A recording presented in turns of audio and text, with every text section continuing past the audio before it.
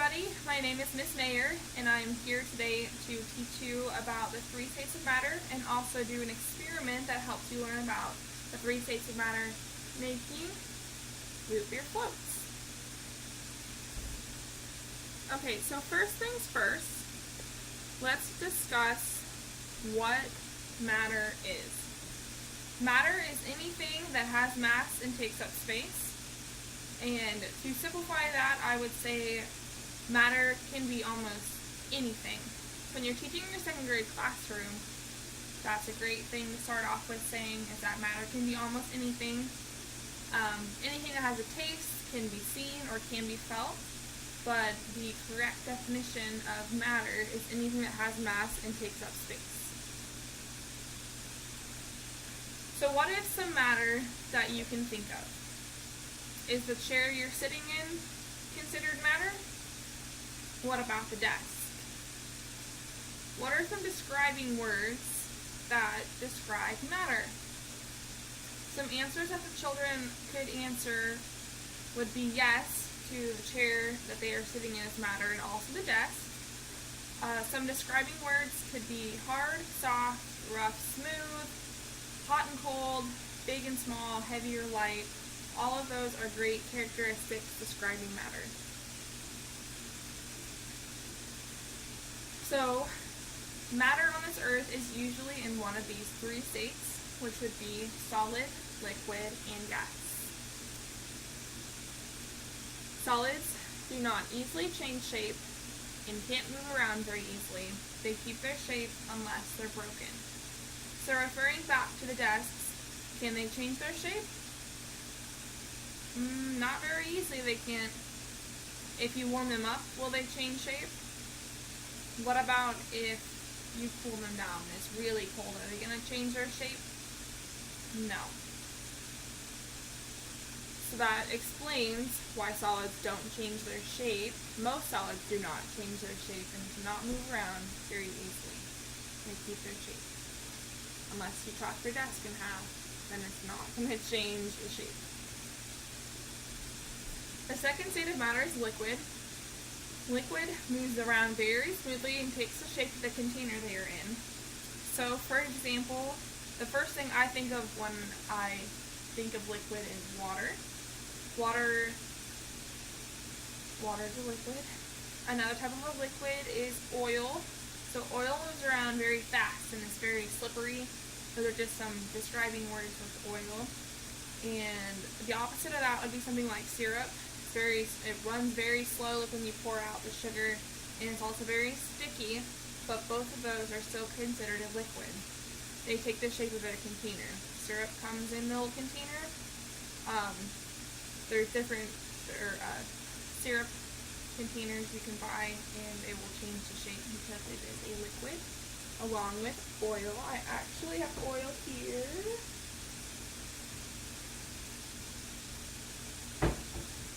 Moves around very easily, and if I was to pour it in a different cup or something, then it would change its shape into whatever the container it is poured in. A possible question that students can have would be, what about substances like sand and sugar and salt? They flow very easily as well, and they also take the shape of the container they were in. When you see salt shakers, you pour out the salt on the table, it's going to be salt in a straight line, but it's also in a container and it moves very easily because you have to pour it out. But if you look at the salt closely, or even if you just eat salt, or children, I'm sure you've eaten sugar packets, it's crunchy. And if you were to magnify the sugar crystals, you could see that they have a definite shape and that they are definitely solids and not liquids. Last but not least is gas. Air is a great example of gas. So when you blow into a balloon, you're producing gas.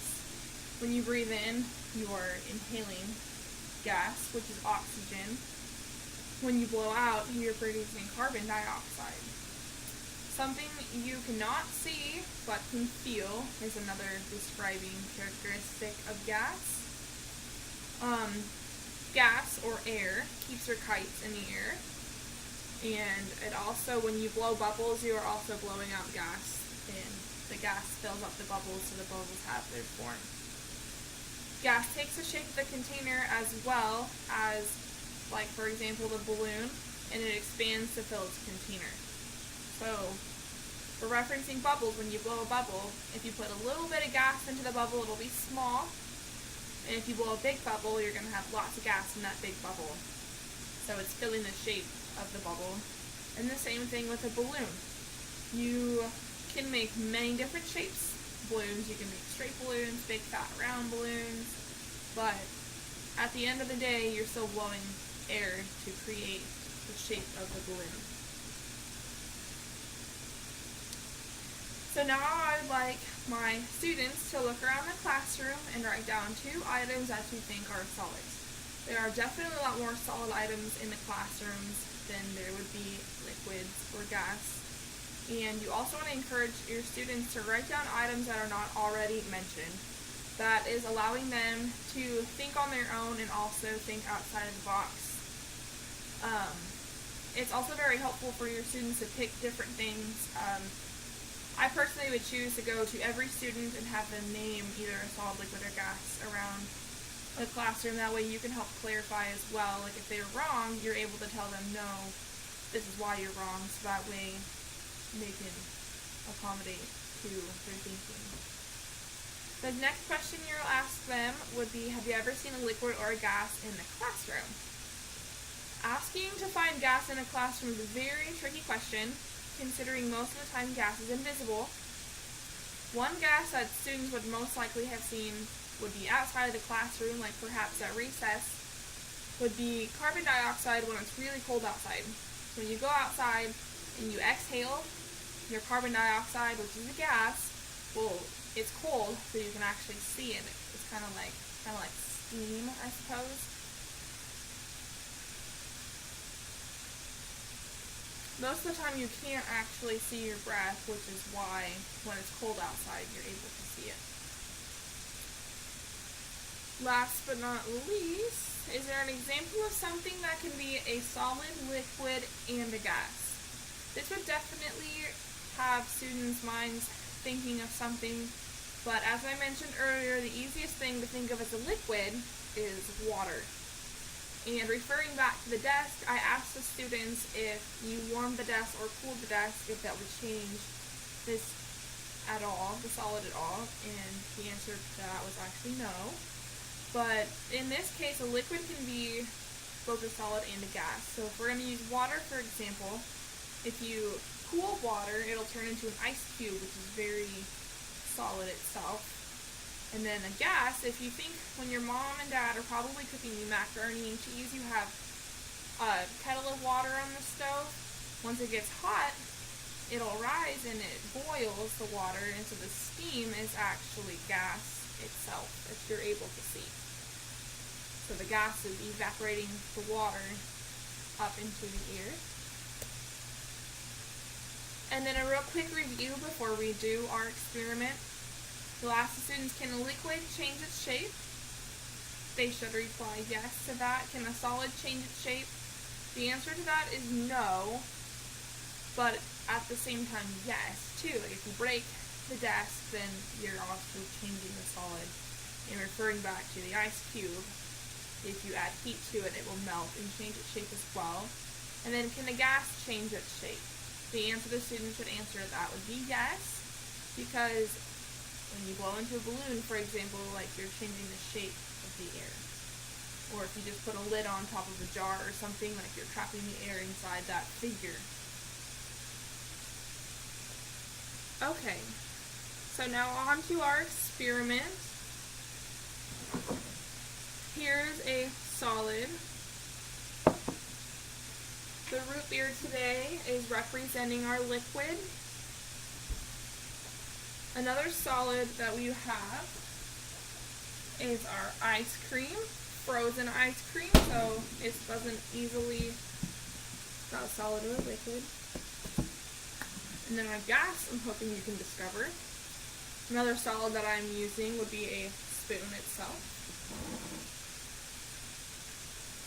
So let's start this experiment. So here's our liquid going into a solid.